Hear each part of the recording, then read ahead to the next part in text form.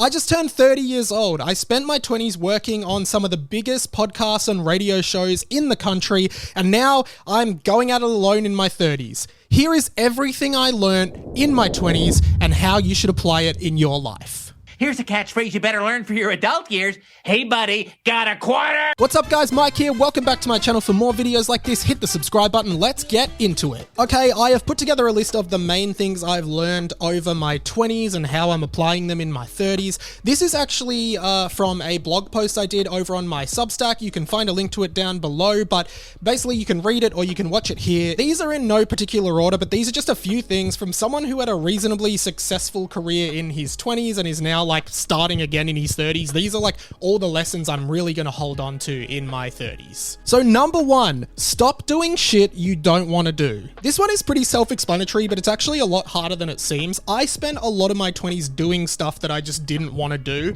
mainly because I wanted to either fit in, I had FOMO, or if it was work related, I just thought that I had to say yes to everything and I had to impress everyone by saying yes to everything. Like, to be honest, during my 20s, I would go out a lot drinking with friends when I never really enjoyed it. I don't enjoy the taste of alcohol. All I really wanted to do was either stay at home playing video games with friends, chill listening to music, or like go out and have dinners and conversations with people, not being in like these loud, dingy nightclubs where you have to like scream to get anything heard. But I just did them because everyone else I was hanging out with was, and that's no slight. Like when you're young, you just want to fit in, so you do what everyone else does. If you say yes to everything, even though you don't want to do it, you end up spreading yourself really thin, and you also eventually realize it just leads to you being unhappy. Instead, you should actually say no to more things. The more you say no, the more you do stuff that you actually want to do, and the more you spend your precious time doing stuff that you actually want to do. So just stop doing shit you don't want to do. Number two, the more true to yourself you can be, the happier you will be.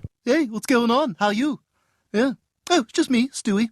Just being myself. Okay, this one actually also might sound really straightforward, but it is a lot harder in practice. What I realized through my life is, particularly in my late teens, early 20s, I spent a lot of time like hiding the real me. Like I was a huge nerd. I wanted to play video games and talk about movies and talk about nerdy stuff I was into. I loved computers, and I always thought that those parts of me were like the embarrassing, shameful parts of me, and I created that story in my head. Then in 2019, I started a podcast. It no longer runs, but I ran it for 6 years. It was called 20th Century Boy, where I just decided I was going to talk about literally whatever was on my mind and whatever I found interesting, the nerdiest stuff. And at first I felt completely ashamed of who I was, like in the worst way. But what I realized is the more true to myself I was, the more like people who were like me found me. The more I was talking about my experiences and the things that I like to do, regardless of like how nerdy or whatever I perceive them to be, the more people like me came to me and were like, I like that too. Did we just become best friends? Yep! Suddenly, you're making friends with people who have the same kinds of interests as you. And when you surround yourself with people like that, you just end up happier, more productive, and more successful.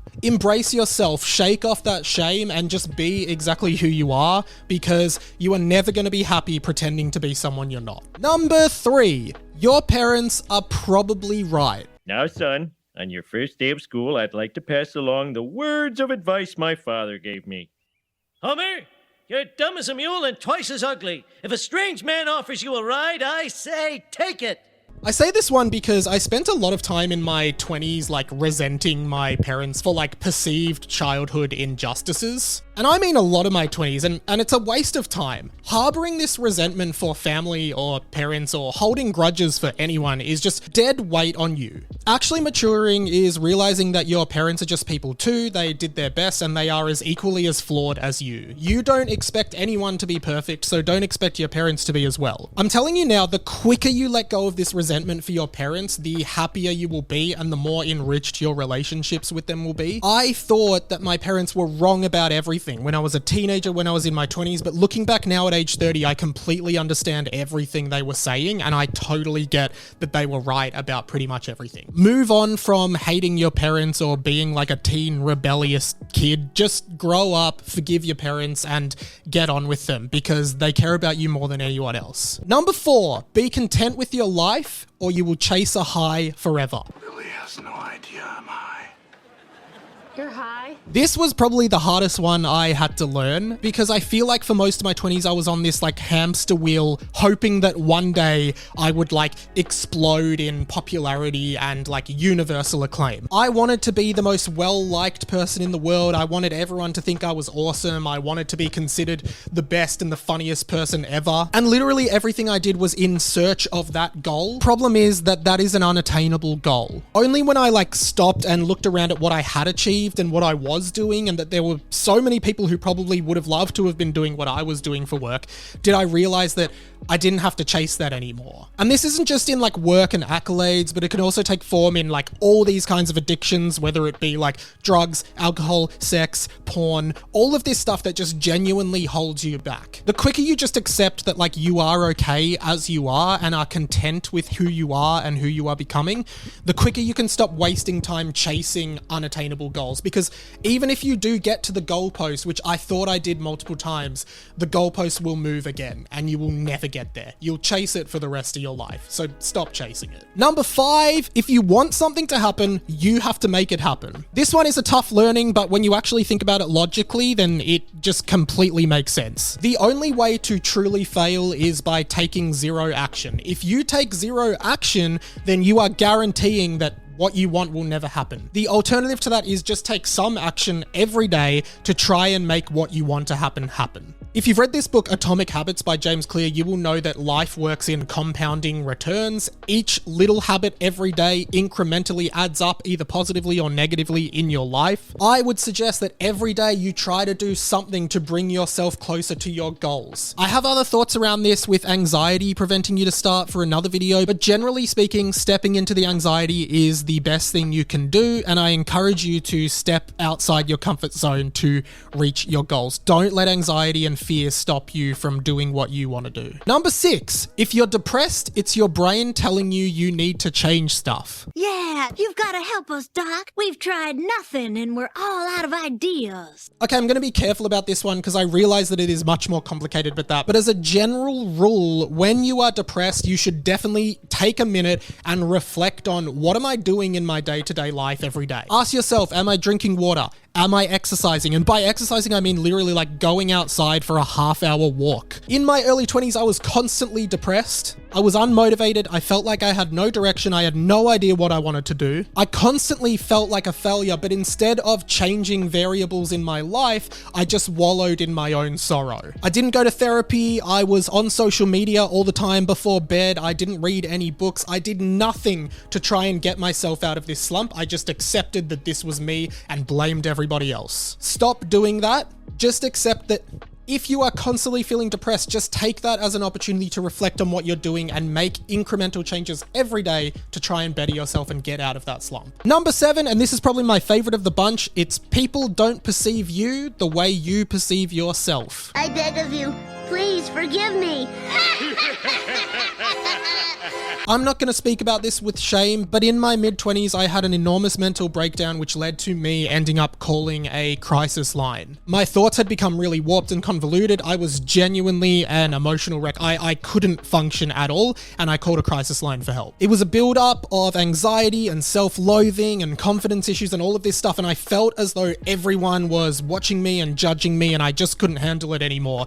It was the worst mental state I'd ever been in. And to this day, I have no idea who was on the other side of that phone, but it was a man, and he said one thing to me that I have never forgotten and I have used every day of my life. He said to me that people don't perceive you the way you perceive yourself. While your own thoughts might be describing you with like crazy words like stupid and ugly and terrible and horrible and a bad person, other people are probably looking at you and thinking nice, funny, kind, friendly, or even just normal or average. Always reflect on the fact that your thoughts are not a reality. Your thoughts are just like your thoughts. They just come, okay? People do not perceive you the same way you perceive yourself, and that's something to really keep in mind. Number 8, no one will vouch for you as much as you vouch for yourself. This is probably more so in terms of career, but Essentially, along the way, you will meet amazing people who will support you, they will mentor you, they will find opportunities for you, and those are great people to have around you. I've had a lot of them throughout my career that I'm really grateful for. I was working for a business that I only ever dreamed of working for, and for a while I thought like it was the best place I could be. But over time I started to question whether that was true or not, and I realized that a lot of the time I wasn't being rewarded for the work I was giving them. When you reach your late 20s and 30s, I feel like you've really got to vouch for yourself and stand up for what you believe is fair. No one is going to value you the same way you value yourself, and you have to be your biggest advocate. Ultimately, you're on your own. You need to make decisions that are best for you, and you need to put yourself first, which is sometimes perceived as a selfish thing to do, but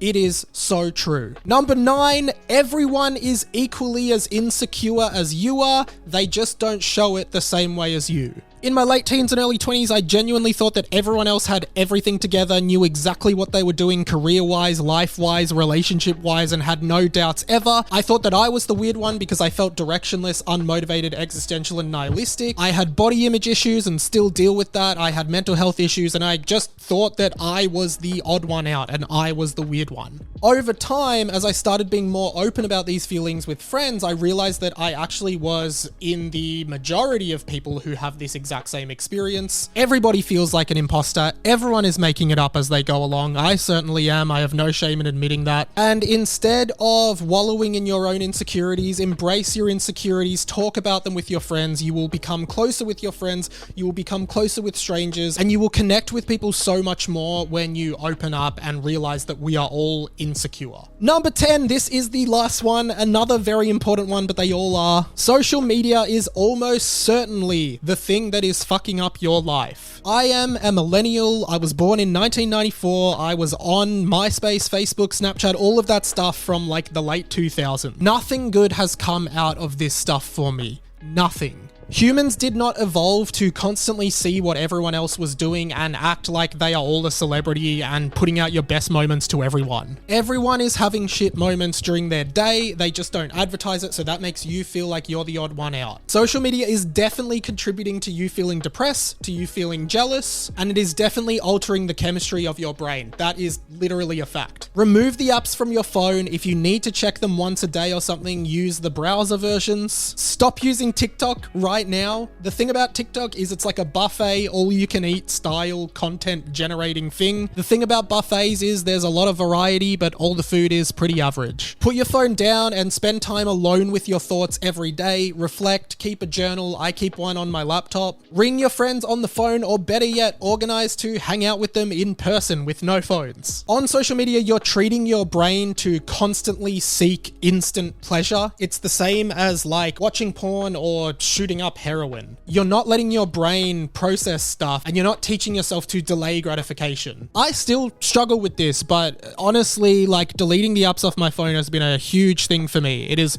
really freed up so much time to just do other productive stuff. I've read more books in 2024 than I ever had. I was in the top 6% of users on Duolingo, learning Italian and Japanese every day when I brush my teeth. I just get more stuff done and am more productive without social media. So just delete it. You will notice so much change. So those are 10 of my biggest learnings in my 20s. Feel free to take or leave any of them. Feel free to adapt them, or like all of these lessons are just things that I've picked up in my life. Like that you probably have your own things that you've learned as well. I'd love to know them. Leave a comment below. Like, do any of these speak to you? Do you disagree? Do you think any of these are going to be useful for you in your life? I would really love to know. This is a different kind of video for me. I'm usually making more pop culture content, but this is like an example of maybe the kind of content I want to make more of in 2025. So yeah, if you like my channel, comment, engage, subscribe, join the club here. You know, it's a lot of fun, and I can't wait to bring you guys more content in 2024. 30 years of me being alive. How crazy is that? But that's pretty much it from me right now. My name's Radio Mike. This has been The Inside of My Mind, and I'll catch you later.